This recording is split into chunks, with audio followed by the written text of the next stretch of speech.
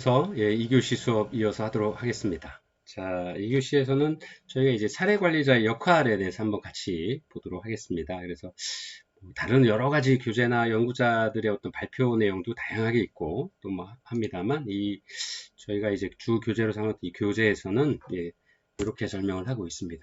첫 번째가 사례 관리자의 공통된 역할들이 뭔가 하는 것들을 좀 찾아보자 하는 건데요. 사례 관리자라고 하면 공통적으로 해야 될 일들이 있는 거죠. 그래서 첫 번째가 사례 관리자는 대상자들의 문제를 해결하고 그들이 필요로 하는 자원, 또 프로그램과 서비스, 그들의 문제를 해결하고자 하는 욕구를 해결하고자 하는 어떤 그 적합한 프로그램이나 또는 서비스들을 만들어서 그걸 실천하고 필요하면 타 기관에 있는 서비스라고 하면 타 기관과의 연계나 연결해 줄 수 있는 어떤 이런 역할들까지를 포함을 하는 거죠. 그래서 그거를 다른 말로 이제 행정가의 역할이다라고 이렇게 설명을 하고 있습니다. 자, 두 번째는 사례 관리자는 클라이언트에게 필요한 도움을 수행할 수 있어야 되고, 즉 아까 말씀드린 첫 번째 시간에 말씀드렸던 역량을 강화할 수 있는 문제 해결 기능을 문제 해결을 위한 어떤 도움을 줄 수 있는 어떤 그런 행위들을 직접적인 행위들을 할 수 있어야 된다라는 이야기죠.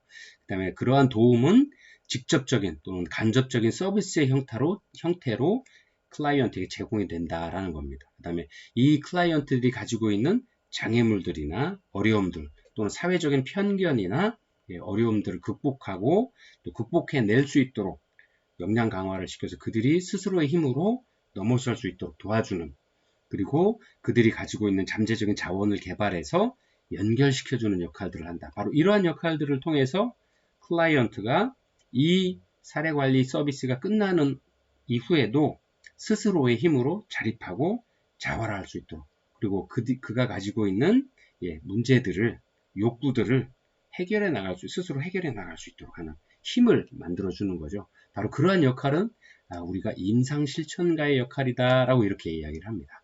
그래서 사례관리자의 공통된 역할은 크게 행정가의 역할, 두 번째 임상실천가의 역할이다라고 이렇게 설명을 해드릴 수 있습니다. 자, 이런 역할들을 구별을 한 우리 정순둘 연구자의 2005년도 구별을 좀 보면요. 첫 번째가 아까 말씀드린 책임이 있는 행정가로서의 역할이 첫 번째다라고 이야기를 하고 있습니다.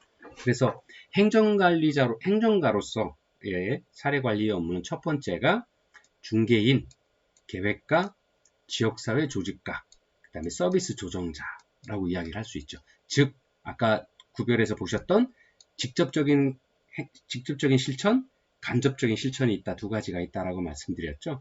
행정가의 역할은 그 중에서 간접적인 중개해주고 옹호해주고 계획 세워주고 지역사회 자원들을 연결하고 중복되어 있는 서비스를 조정해주는 어떤 이런 역할들, 즉 간접적인 서비스를 연결해주는 어떤 그런 역할들을 한다라고 이렇게 이해를 할 수 있을 것 같습니다. 그래서 행정가의 역할로선 두 번째는 사례관리자에 대해서 사회복지기관 자체의 행정적 지지와 지도 감독의 역할도 아주 중요하다라고 볼 수 있죠. 그래서 이러한 것들도 포함되어서 행정가로서의 역할들을 해야 된다라고 이야기를 하고 있습니다. 자, 두 번째는 실력 있는 임상실천가로서의 역할이다, 이렇게 구별을 하고 있습니다. 자, 임상실천가, 임상이란 말은 뭘까요? 사회복지 현장에서 활동하고 있는 것들을 이제 보통 우리는 임상이다, 클리닉이다 라고 이야기를 하죠. 그래서 그런 실제 현장에서 일을 하고 계시는 사회복지사 선생님들 또는 사례관리자 선생님들을 우리는 임상실천가다라고 이야기를 하죠. 그래서 첫 번째 사례관리자 선생님들은 행정가로서의 역할도 하셔야 되고, 두 번째는 실력 있는 임상실천가로서의 역할들도 하셔야 된다라고 이야기를 하고 있는 겁니다. 그래서 임상실천가의 역할에서는 사례관리자가 임상실천가로서 클라이언트의 문제를 해결하기 위해서 수행하게 되는 어떤 다양한 역할들을 이제 임상실천가다라고 이야기를 하는 거죠. 그런 역할에 좀 보면 첫 번째가 상담자의 역할, 또 직접적인 문제 해결의 역할, 또 그들이 가지고 있는 문제들을 대변해주고 옹호해주는 옹호자의 역할, 또 서비스를 모니터링하는 역할, 또 기록하고 평가하는 등의 이런 다양한 역할들을 하게 되는 거죠. 그래서 이러한 것들이 실제로는 동시다발적으로 어느 한 가지만 딱 구별해서 할 수 있는 것이 아니고요. 사례관리자로서 하고 있는 다양한 업무들이 이러한 다양한 업무에 중첩돼서 일들을 하고 있다라고, 예, 동시에 수행하게 된다라고 이렇게 설명을 하고 있습니다. 그래서 그 가장 중요한 역할들을 좀 하나 좀 굳이 꽂아보자라 그러면, 아까 기능에서도 잠깐 말씀드린 것처럼 상담 기능이 굉장히 중요하고, 사례 관리 전 과정에서 상담의 기능이 좀 중심적인 역할을 한다라고 말씀을 드렸던 것처럼, 그 대표적인 이야기가 바로 클라이언트 및 그 가족들과의 원활한 의사소통의 능력이다라고 하는 거죠. 그래서 여러분들 그 상담을 공부를 하시면서 경청, 그 다음에 요약하기, 그 다음에 뭐 클라이언트와의 대화에서 아니면 어떤 그 문제를 가지고 상담하러 오신 다양한 많은 분들하고 이야기를 할 때, 라포 형성을 할 때 가장 중요한 게 신뢰, 그 다음에 신뢰를 얻기 위해서, 그 다음에 공감대를 걷기 위해서 적극적으로 경청해주기, 그 다음에 바디랭귀지, 직접적인 언어적인 의사소통보다도 비언어적인 어떤 의사소통을 통해서 내가 사회복지사인 제가 클라이언트인 선생님에게 관심을 가지고 있습니다라는 것들을 보여주는 어떤 다양한 기술들에 대해서 공부를 많이 해오셨잖아요. 그런 것처럼 이러한 원활한 의사소통을 하기 위한 가장 기본이 바로 상담 기능이다라고도 할 수 있고요. 이러한 것들은 임상 실천가로서 가장 중요한 역할 기술 중에 하나다라고 이렇게 설명을 드릴 수 있습니다. 자, 사례관리자의 역할들은 아까도 잠깐 한번 본 것처럼 이제 교재에는 이렇게 설명이 되어 있습니다만, 실천 현장이나 기관 유형, 또 클라이언트의 문제나 자원의 정도에 따라서도 좀 다양하게 구별을 할 수 있다. 또 그렇게 구별을 해서 설명하는 많은 연구자들도 같이 있습니다. 그래서 아까 말씀드린 것처럼 직접적인 서비스와 간접적인 서비스로도 이야기를 좀 나누고 있다라고 하는 것들을 좀 한번 같이 보면요.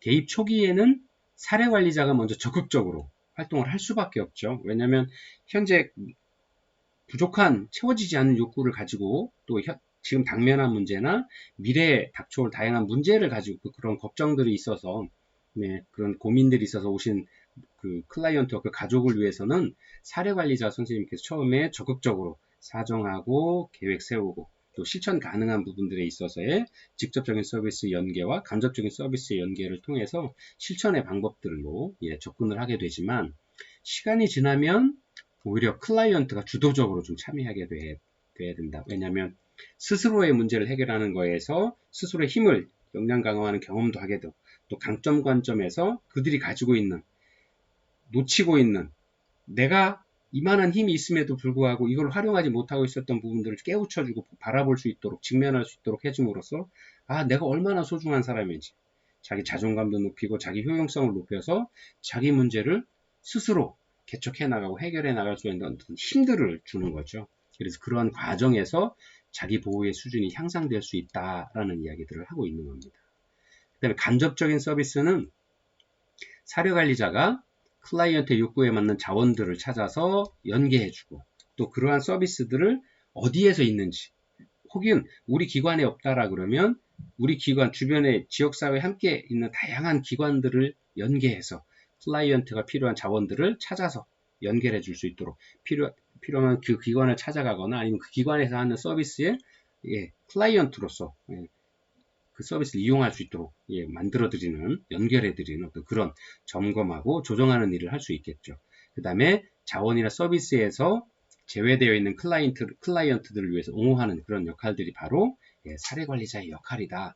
직접적인 서비스와 간접적인 서비스를 찾아서 연결해주는 어떤 그런 것들도 사례관리자의 역할이다 라고 이렇게 설명을 하고 있습니다. 그래서 그림으로 좀 설명을 좀 드리면, 이렇게 직접적인 서비스는 상담자, 교육자, 지원자, 또 위기관리자의 역할들을 이제 직접적인 역할들이라고 구별을 할 수 있고요. 두 번째, 방금 말씀드린 대로 간접적인 역할은 서비스 연결자, 또 중개자, 또 서비스 점검자, 또 옹호자, 조종자의 역할이 바로 사례관리자가 행하게 되는 간접적인 어떤 역할들을 의미한다라고 이렇게 이야기할 수 있습니다. 자, 그러면 이러한 사례관리의 기능도 함께 공부를 했고요. 두 번째, 사례관리의 서비스가 어떤 역할들이 있는지, 그 다음에 사례관리자의 역할들은 어떤 게 있는지 이렇게 공부를 해봤습니다. 자, 그러면 이제 현장으로 좀 와볼까요? 효과적인 일 잘하는 사례 관리자가 되려면 어떤 준비를 하고 어떤 연습을 해야 되냐, 어떤 실천들을 해와야 되냐 하는 거죠.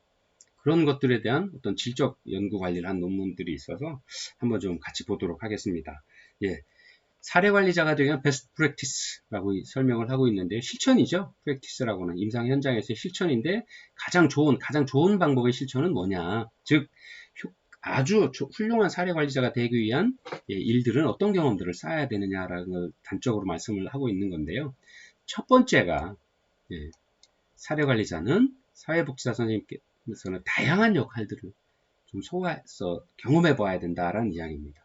물론 사례 관리라고 하는 것이 어떤 개인이 실천하는 사례 관리, 그 사회복지 실천이 아니고 팀제로 운영이 되고 있다는 건 여러분 잘 아시고 계시니까요. 그 다양한 팀에 구성되어 있는 많은 분들이 조금 더 다양한 역할들을 좀 해봤으면 좋겠다라는 거죠.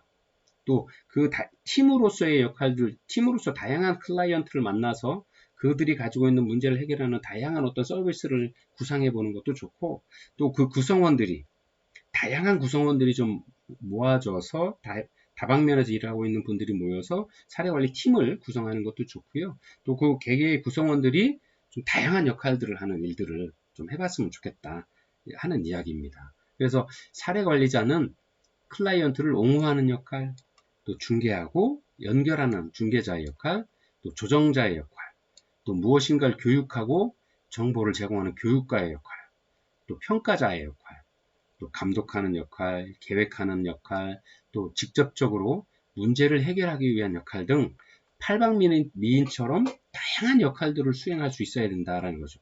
또 이러한 역량을 가지신 분들이, 다양한 경험을 해보신 분들이 클라이언트가 어떤 문제를 가지고 왔을 때 그 문제에 대한 접근 방법을 다양한 시각으로 할 수 있다 이거죠.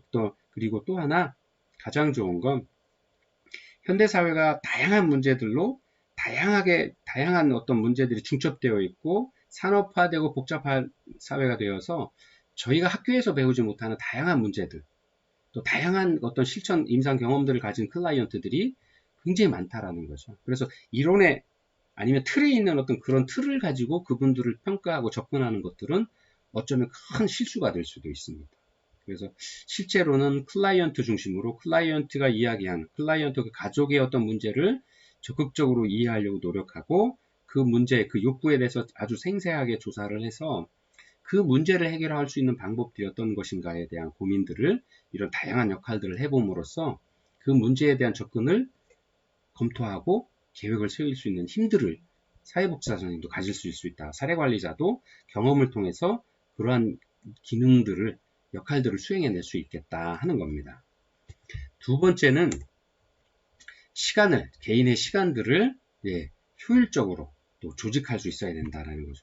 실제로 저희가 이제 시청이나 아니면 도청에 이제 많은 사회복지사 선생님들이나 아니면 도청에서 하는 어떤 그 사회복지기관 평가를 해서 이제 현장에 나가보면 실제 사회복지사 선생님들이 아니면 사례관리자 선생님들이 다양한 사례를 관리하고 하다 보니까 쉽게 번아웃 되고요. 그 다음에 어느 정도 일정 시간이 지나면 클라이언트에 대한 문제를 어떤 룰을 정해놓고 이 룰 안에 이분은 어떤 문제 몇 마디 들어보고 이분은 긴급생계 지원으로 보내서 연계 아니면 뭐 어떤 장애에 대한 부분들에 대한 장애 기관에 연계 이렇게 마치 무슨 이렇게 그 시장에서 무슨 금액에 맞춰서 물건 골라서 나눠주는 어떤 그런 방식 이런 말씀드리면 죄송하지만 그런 어떤 형태의 어떤 업무를 처리하는 경우들이 많이 볼 수도 있고요. 또 그런 이제 처음에 굉장히 열의도 많았고 뜨거운 가슴으로 일을 했지만 시간이 오래되면서 그런 열정들을 조금씩 잊어가는 어떤 그런 경우들도 많이 볼 수 있습니다.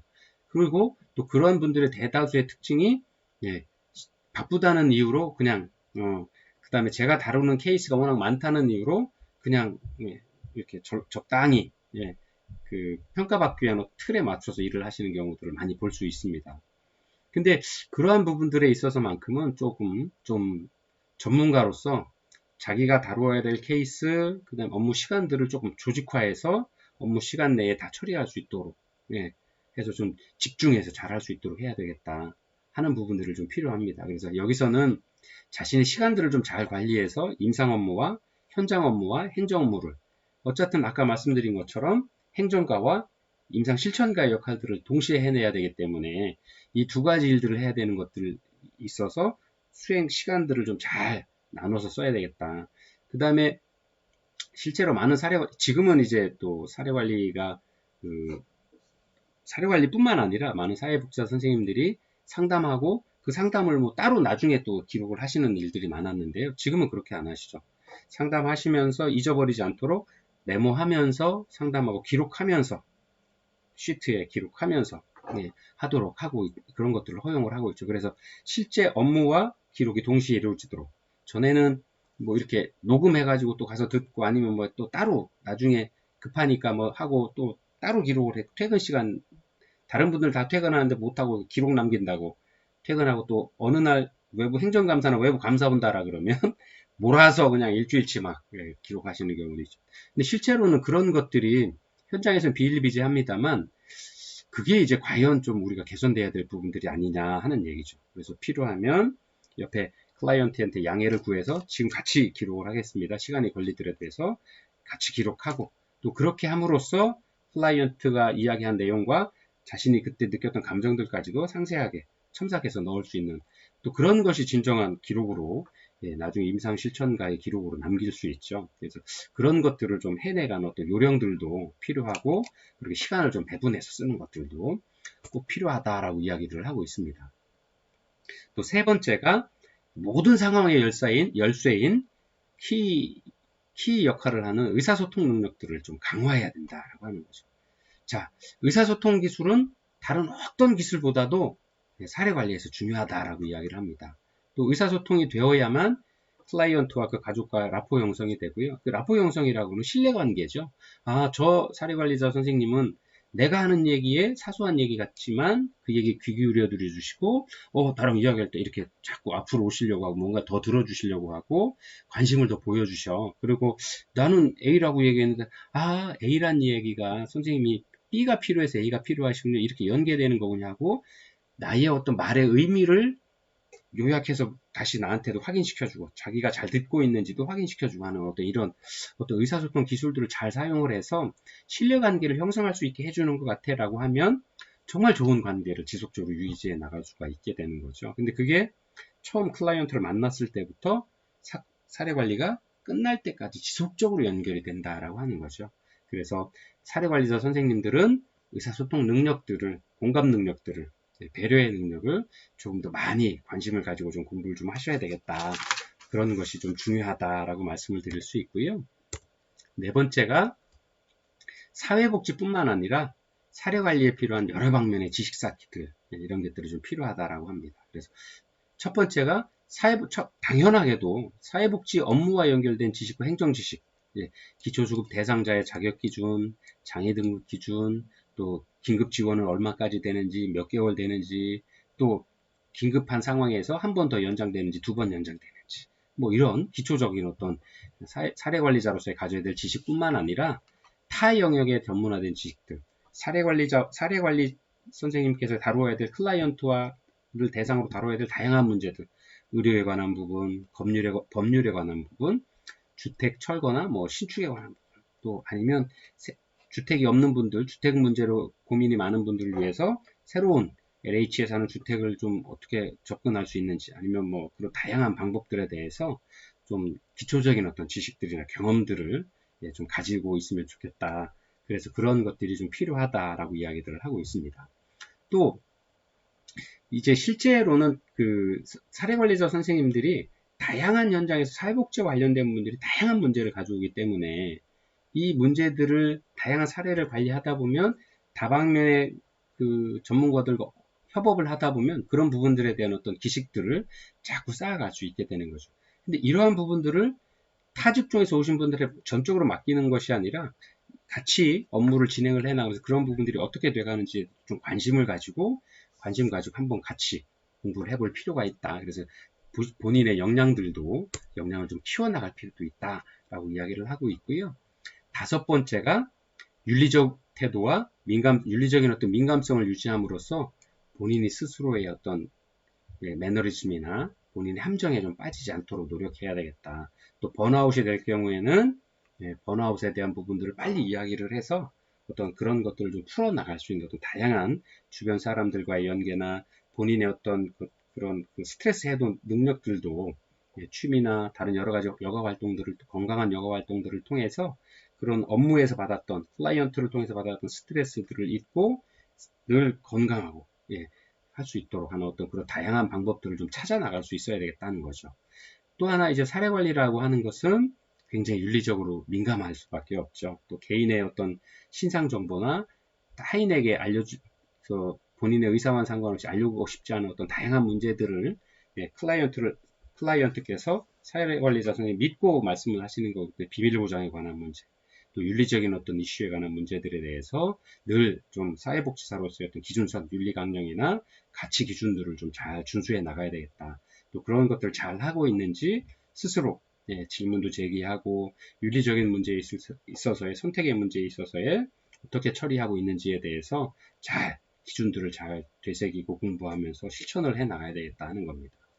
그리고 6번째가 사례관리자 선생님들께서는 클라이언트와 나는 무슨 관계인지를 항상 명심해야 된다라고 하는, 클라이언트와 나는 그냥 단순히 도와주는 문제가 아니라 나는 전문가로서 클라이언트의 문제를 해결하고 그들의 욕구를 충족시켜줌으로써 그들의 삶의 질을 향상시키고 또 이러한 것들을 다양한 어떤 클라이언트의 문제를 해결함으로써 이들이 우리 사회에 통합되도록, 그래서 우리가 궁극적으로 바라는 사회정의가 실현되고 있는 어떤 그런 사회를, 복지사회를 만들어가기 위한 어떤 일들을 해나가는 전문가다 하는 부분들을 꼭 좀 마음속에 심지에 좀 가득 담아 두셔야 되겠다 하는 겁니다. 그리고 7번째가 비판적이고 명확하게 생각하도록 노력해야 된다라는 거죠. 그 다음에 8번째가 효과적인 사례관리자가 되고자 하는 열망을 가지고 늘 노력해 나가야 된다 하는 그런 부분들을 많은 연구자들이 이야기를 하고 있습니다. 자, 실질적인 연구 방법으로 진행된 베스트 프랙티스에 관한 선행 연구가 있습니다. 우리나라 연구자 최지선, 김현수 씨 연구자가 이제 2019년에 낸 연구 논문을 좀 보면요. 사례 관리에서의 베스트 프랙티스란 가장 좋은 어떤 실천 방법, 임상 경험이라고 하는 것은 첫 번째, 이 목적이 사례 관리의 목적인 클라이언트의 궁극적인 변화를 위해서 클라이언트와 함께 하면서 최선을 다하는 과정이 바로 베스트 프랙티스다라는 거죠. 이런 경험들을 나누는 것이 최고의 경험이다, 최고의 실천 방법이다라고 이야기를 하는 거죠. 그래서 가장 중요한 것은 무엇이냐? 클라이언트를 존중해야 된다라는 것. 그런 핵심 가치와 클라이언트가 참여 촉진해야 된다라는 것. 이러한 실천 원칙이 실제로 구현되는 사례 관리를 할 때 베스트 프랙티스가 이루어진다라고 이야기를 하고 있습니다. 그래서 여러분들 교재 페이지 51페이지에 표 2-1 사례관리 베스트 프랙티스의 개념정의, 핵심 가치와 실천 원칙에 대해서 이야기를 하고 있습니다. 그래서 여러분들 같이 보시면 긍정적인 변화를 위해서 클라이언트와 함께 최선을 다하는 과정, 핵심 가치는 클라이언트에 대한 존중, 또 실천 원칙은 클라이언트가 주체적으로 참여하는 사례관리다라고 하는 거죠. 그래서 실제로 가장 클라이언트가 가지고 있는 문제를 해결하는 힘들은 어디서 나와야 되느냐? 클라이언트의 내부에서 나와야 되는, 클라이언트 힘을 역량 강화하고 강점을 강화함으로써 현재 자기가 가지고 있는 자원들을 최대한 활용할 수 있도록 그 힘을 북돋아 줌으로써 자신의 문제에 대해서 적극적으로 직면하고 어떻게 하면 대응해 나갈 수 있는지를, 그런 용기를 주는 게 바로 사례관리자 선생님들도, 그런 용기를 갖기 위해서 아주 저 바닥에 있을 때는 긴급 지원이나 생계 지원이나 다양한 우선적인 어떤 지원들을 활용함으로써 당장의 문제를 해결하고 보다 앞에 있는 문제들, 미래의 문제들을 해결해 나가기 위한 준비들을 착실하게 계단 한 계단 한 계단씩 밟아 나갈 수 있도록 손잡아주고 옆에 기댈 수 있도록 어깨를 빌려주고 할 수 있는 어떤 그런 사례 관리자들이 바로 최고의 실천 방법이다라고 이야기를 하고 있습니다. 그리고 그에 따른 과업, 가장 좋은 실천 방법에 대한 개념과 그에 따른 과업으로는 여러분들 교재 52페이지에 표 2- 사례관리 핵심 과업 이렇게 나와 있죠. 범주로 나눈 것은 달성 가능한 목표를 클라이언트의 관점에서 함께 세우기. 우리가 사회복지사 선생님, 사례관리사 선생님들이 선생님은 이러이러한 문제가 있다라고 그러니까 이렇게 합시다 라고 문제를 하는 게 아니라 충분히 들어주고 충분히 사정함으로써 그 다음에 이러한 계획을 세울 때 사정을 통해서 프로그램들을 만들거나 서비스 실천 계획을 세울 때 클라이언트가 참여할 수 있도록, 그래서 이 프로그램을 실천하고자 할 때 당신이 참여할 수 있는지, 그다음 이것이 가능한지, 모든 매 단계별 결정 과정에 클라이언트가 참여할 수 있도록 그런 관계 맺기를 할 수 있도록 해주는 거죠. 그 다음에 실행 및 점검 단계에서는 사례 관리 과정이 의미 있게 진행될 수 있도록 촉진하기라고 범주를 정했죠.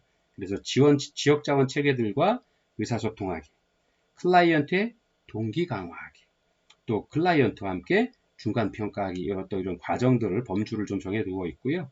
마지막 과정에서는 사례 관리 종결에 대한 의미 부여하기 하는 부분들이 있습니다. 그래서 종결 여부에 대해서도 합의하고 클라이언트의 참여를 통해서 이 정도면 현재 저희가 공공기관에서 아니면 우리 사례관리팀이 제공할 수 있는 서비스는 충분히 다 저희가 했고, 저희가 평가했을 때는 선생님께서 참여해 주신 덕분에 이렇게 과정들이 거쳐서 이제 종결을 해야 된다라고 평가를 한다. 어떻게 생각하시냐 물어볼 수 있는 거죠.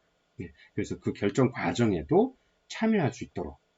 그 다음에 사후관리 계획, 아까 말씀드린 모니터링이라고 말씀드렸죠. 기능 중에서 그 모니터링 사후관리 계획들을 세우고 어떻게 할 건지, 저희가 앞으로 그러면 일주일에 한 번씩 전화 드릴게요. 전화 잘 받아주시고 현재 상황들에 대해서 여쭤봤을 때 좀 있는 대로 답해 주셨으면 좋겠습니다. 그 다음에는 그 다음이 지나면 앞으로 2주마다 할게요. 아니면 한 달마다 한 번 할게요. 해서 장기적인 어떤 사후관리 계획까지도 같이 동의하고 그런 계획들을 세워서 실천할 수 있도록 그런 방향들을 제시해 줄 수 있도록 하는 것이 바로 제일 중요한 부분들이 아니냐, 이렇게 이야기를 하고 있습니다.